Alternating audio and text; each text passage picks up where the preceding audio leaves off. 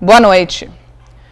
Hoje, em 12 estados do país, foram realizados protestos de centrais sindicais contrárias à lei da terceirização, aprovada pelo Congresso Nacional na semana passada, e à reforma da Previdência, medidas propostas pelo presidente Michel Temer. Na Baixada Santista, as manifestações foram concentradas em Cubatão e Santos. Na Praça Mauá, no início da manhã, os servidores municipais de Santos, em greve há 23 dias, mantinham os protestos em prol do reajuste salarial e outros benefícios. No decorrer do dia, outras categorias se juntaram a eles para dar início à manifestação de caráter nacional contra a lei da terceirização aprovada pelo Congresso Nacional na semana passada e a reforma da Previdência, medidas propostas pelo presidente Michel Temer. Nós, bancários, paralisamos as agências do centro e viemos aqui fazer um ato conjunto da Frente Sindical Classista, porque hoje fazem 53 anos do golpe militar aqui no Brasil. E, infelizmente, nós, há 53 anos depois, continuamos com um golpe, não um golpe militar, mas um golpe dado, coordenado pelo vice-presidente. Hoje nós tivemos atos na Uzi Minas, na refinaria Presidente Bernardes, na Alemoa e no Porto. Tivemos atos localizados nas bases. Exemplo da refinaria Presidente Bernardes, nós paramos os trabalhadores por 3 horas praticamente, turno e administrativo. A Uzi Minas, o pessoal fez um ato simbólico, entregando material, fazendo chamamento. O objetivo do movimento de hoje era convocar os trabalhadores para uma paralisação nacional prevista para o próximo dia 28. A Prefeitura de Santos apresentou ontem aos vereadores um projeto de lei que fixa abono salarial aos servidores municipais a partir de julho e incorporação de reajuste em dezembro. Os servidores estão em greve desde o início do mês. De acordo com a administração municipal, o projeto prevê a concessão de abono de 2% ao mês, entre 1º de julho e 30 de setembro, além de 5,35% ao mês, no período entre 1º de outubro a 30 de novembro deste ano. O projeto ainda prevê a incorporação do reajuste de 5,35% sobre os vencimentos a partir do dia 1º de dezembro. O valor do auxílio alimentação dos servidores, que cumprem jornadas semanais de 30 a 40 horas, será de R$ 422,40. Para os funcionários com jornadas entre 20 e 30 horas por semana, o valor seria reduzido em 50%. A cesta básica foi fixada em R$ 263,40. O reajuste é retroativo a fevereiro. Ainda não existe data para os vereadores votarem o projeto. Durante a manifestação da unificação dos sindicatos pela manhã, nós ouvimos um representante do Sindicato dos Servidores. Foi solicitado agora, diante de uma decisão unilateral dessa forma, que se recue disso, retire esse projeto para a gente poder negociar, senão não há negociação. E aí a Câmara, se ela decidir acatar, ela vai contra tudo aquilo que ela já se compromissou publicamente com a categoria, e nós entendemos que então não podemos confiar, numa Câmara dessa. Os ônibus municipais de Santos vão sofrer aumento a partir das 0 hora do próximo domingo. As tarifas voltam a ser de R$ 3,85, valor que foi cobrado por apenas 10 dias em janeiro e reduzido por força de liminar. A Prefeitura e a Piracicabana recorreram à Justiça e no último dia 17, o presidente do Tribunal de Justiça do Estado, Paulo Dimas Mascaretti, derrubou a liminar e autorizou o aumento. O Núcleo Baixada Santista do GAEMA, Grupo de Atuação Especial de Defesa do Meio Ambiente, cobrou das prefeituras da região um plano com medidas emergenciais para amenizar os transtornos da população em enchentes. Essa semana, a promotora do Ministério Público Estadual conversou com representantes da Prefeitura de Santos, Peruíbe e Guarujá sobre o assunto. Ficou acertado que dentro de 30 dias, as autoridades municipais devem enviar um documento com ações programadas para situações críticas, como as registradas entre os dias 17 e 19 deste mês. Que ações seriam essas? Limpeza de canais, reconstrução de galerias, esse tipo de... para minimizar, não são obras de infraestrutura, são medidas de uma drenagem superficial, vamos dizer assim. A promotora considera um absurdo a sociedade ficar esperando por 7 horas para entrar em Santos pela Via Anchieta, como aconteceu no último grande temporal. Vamos exigir que eles cumpram esse plano com relatórios fotográficos, e comprovem que estão efetivamente fazendo a limpeza dos canais, dos bueiros. Caso as prefeituras não enviem o plano de emergência, o Ministério Público vai ter que entrar com uma ação judicial. Dependendo do motivo, cabe sim uma medida judicial para que o Poder Executivo faça as medidas de infraestruturas necessárias e já diagnosticadas. Pela segunda vez nesta semana, uma agência da Caixa Econômica Federal foi roubada.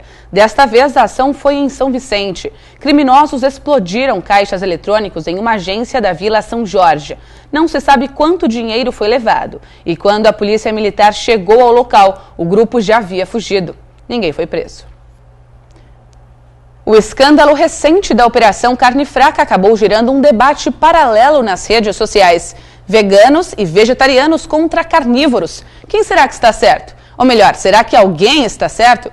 Para falar mais sobre esse assunto e dar algumas dicas para a gente sobre alimentação e saúde, está aqui a nutricionista Manuela Almeida. Boa noite, Manuela. Seja bem-vinda ao Caderno Regional. Boa noite, obrigada. Hoje é o Dia Nacional da Nutrição, né? A saúde começa mesmo pela boca, esse ditado é verdade? Com certeza, né? A saúde, ela começa assim, a gente precisa cuidar muito do corpo, né, da saúde física, da saúde mental, e com certeza a alimentação, ela é o principal componente, né, o componente mais importante aí que a gente precisa cuidar para poder garantir a saúde e o bem-estar, né, geral. E essa questão polêmica sobre a carne, aqui nas últimas semanas a gente ouviu muito se falar, a carne é fundamental para o organismo, faz falta quem não come, como é que você entende esse contexto da carne no corpo humano?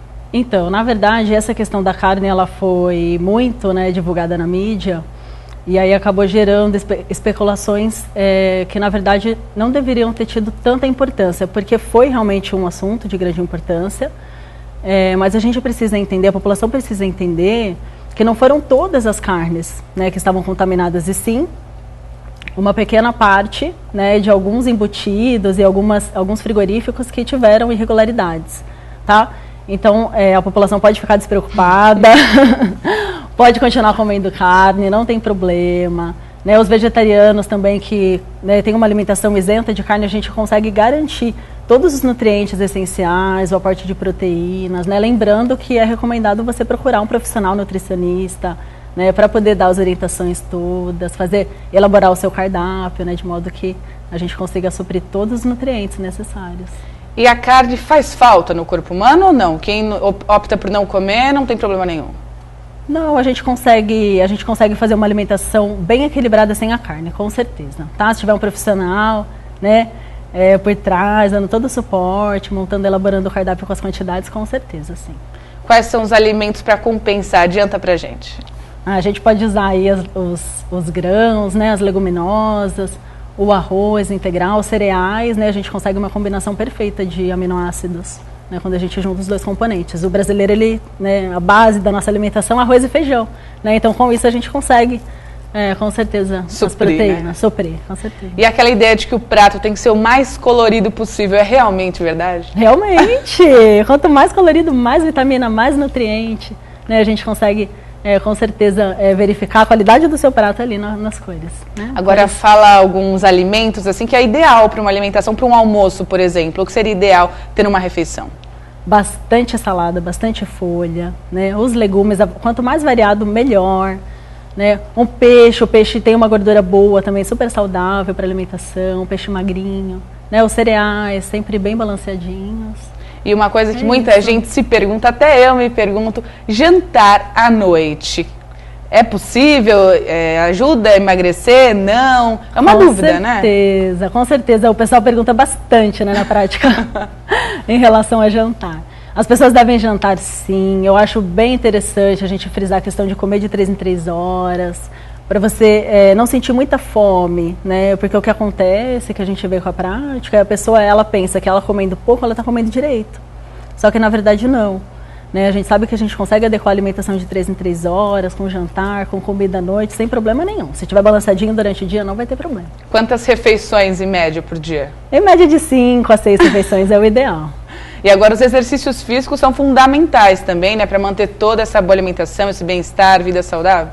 Com certeza, com certeza. A prática de atividade física hoje em dia, né, ela já vem sendo, né, bastante falada, assim, a questão de você conseguir pelo menos colocar na sua rotina 3 vezes na semana, meia hora que seja, você já está conseguindo liberação de hormônio, endorfina, serotonina, são hormônios do bem-estar, né, que na verdade muitas pessoas elas se preocupam em comer muito doce, muito chocolate, para poder ter ativação dessas substâncias, e a gente sabe que com a prática da atividade física a gente consegue elevar, né, esses hormônios e tudo fica mais fácil, com certeza. Exatamente. Agora, para quem está assistindo a gente, que outras dicas você daria para ter uma vida saudável, né, equilibrada?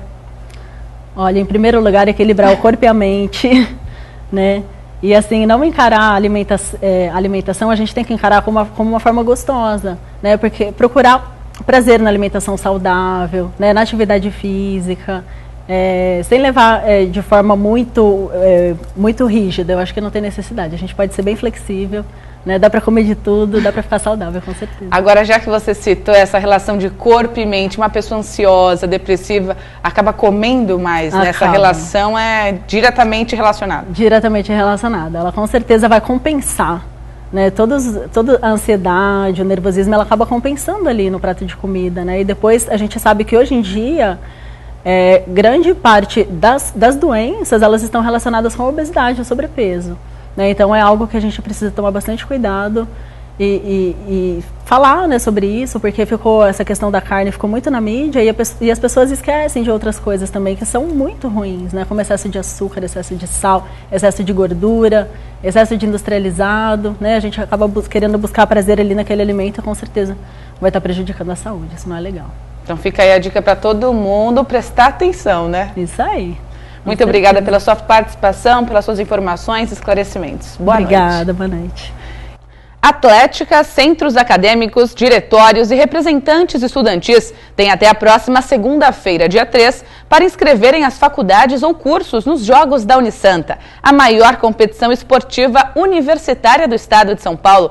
Quem quiser participar tem obrigatoriamente que inscrever no mínimo 5 modalidades e participar do concurso do Rei e da Rainha dos Jogos. O regulamento completo da competição já está disponível em jogos.unisanta.br. A fase de classificação do Campeonato Paulista da Série A3 está na reta final. Para conseguir uma das 8 vagas para a próxima fase sem depender de ninguém, a meta do técnico Marcelo Fernandes é somar 10 pontos em 4 jogos. A primeira dessas 4 finais para a Briosa será uma pedreira. Amanhã, às 6 da tarde, a equipe enfrenta o São Carlos, terceiro colocado no interior do estado. Antes de viajar para São Carlos, nada de treino pesado na véspera do jogo. O futevôlei repleto de descontração foi para aliviar a rotina pesada de partidas duras 2 vezes por semana.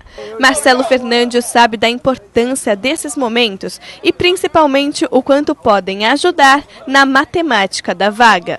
O técnico quer vencer 3 jogos e empatar outro para se classificar sem depender de ninguém. Temos 4 partidas, 2 em casa e 2 fora, e a gente está no intuito de conseguir o maior número de pontos possível, para que a gente não tenha nem que fazer conta. Se puder, 4 vitórias, mas lógico que a gente está sempre precavido para que a gente não seja surpreendido, e sempre o empate também é muito bom, principalmente fora de casa. O São Carlos tem a melhor defesa do campeonato, com 10 gols sofridos em 15 jogos. É o terceiro colocado, com 26 pontos. Números que não traduzem tanta superioridade diante da 8ª colocada Portuguesa Santista. Isso porque apenas 3 pontos separam as equipes na tabela.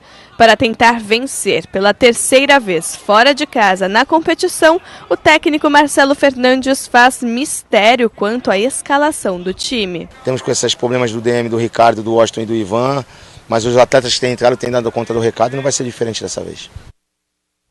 Boa sorte para a Briosa.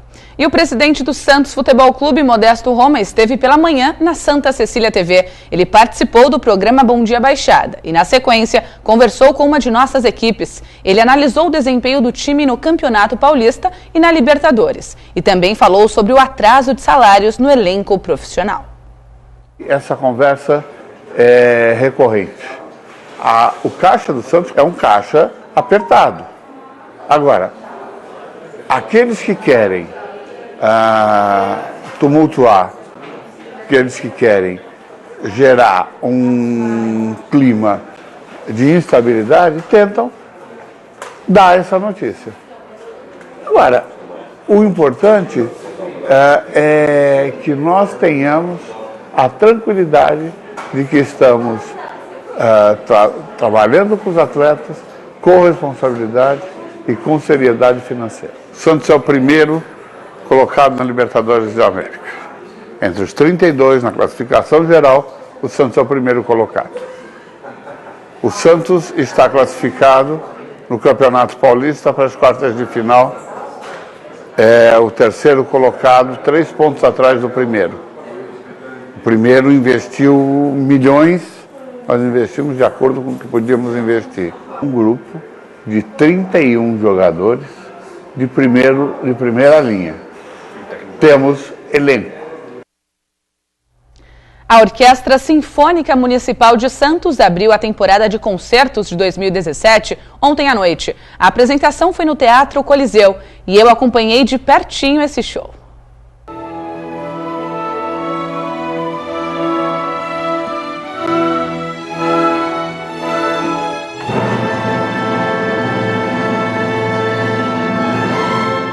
Sei que seria bem melhor a gente continuar a ouvir esse espetáculo. Tudo bem, vai, então vamos escutar mais um pouquinho.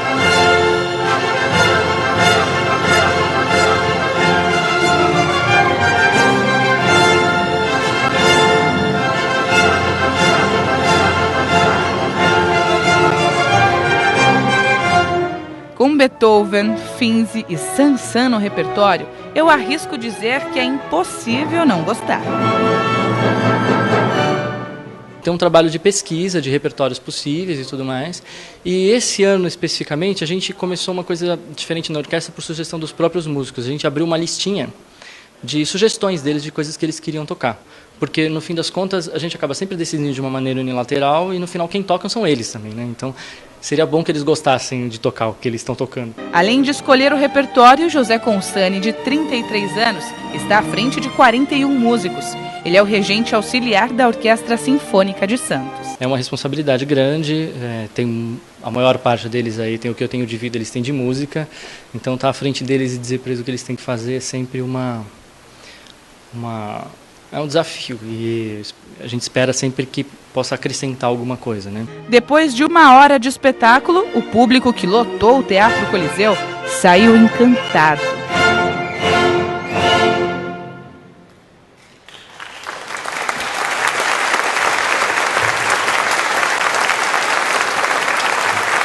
Gostei muito e eu sou apaixonado, sou baiano, nordestino, mas sou apaixonado pela música clássica. O repertório estava legal, Beethoven, eu adoro Beethoven, então para mim foi escolhido a dedo. Muito bom, primeira vez que eu venho, vale muito a pena, viu? Mas calma, se você que está assistindo de casa não veio à primeira apresentação da Orquestra Sinfônica de Santos na temporada 2017, fica tranquilo. Toda a última quinta-feira do mês terá um novo concerto de graça à sua espera. O próximo concerto é o repertório, a 8ª Sinfonia do Dvořák, um concerto para violino do Brahms. O concerto é lindíssimo e quem vai tocar é um violinista italiano que já tocou aqui com a gente, o Domenico Nordio. É excepcional, vale muito a pena ver. Venham, prestigiem.